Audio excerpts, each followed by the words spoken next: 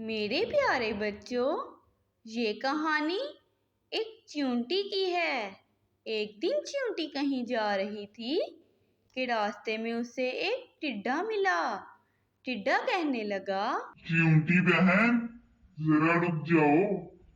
چیونٹی رک گئی اور پوچھنے لگی، کیا بات ہے؟ ٹڈے نے کہا، میٹھی میٹھی ہوا چل رہی ہے، آؤ باغ میں کھیلتے ہیں۔ چیونٹی نے کہا، میں کیسے کھیل سکتی ہوں؟ مجھے تو دانا اکٹھا کرنا ہے۔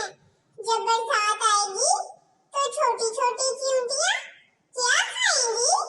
مجھے گھر بھی ٹھیک کرنا ہے۔ برسات کے پانی سے گھر ٹوٹ سکتا ہے۔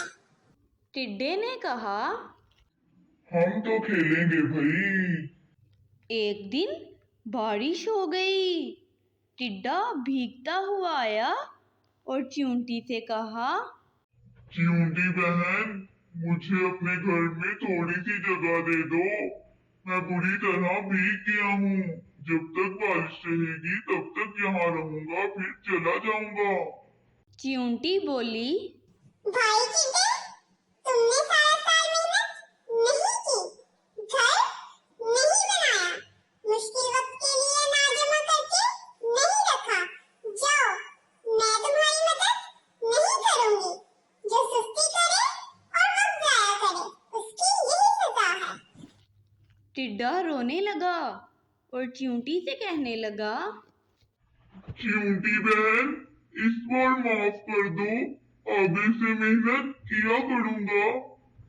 چیونٹی نے ٹڈے کو چاول کے کچھ دانے کھانے کے لیے دیے اور کہنے لگی، لو، کھا لو، لیکن میرے گھر میں تمہارے لیے کوئی جگہ نہیں ہے۔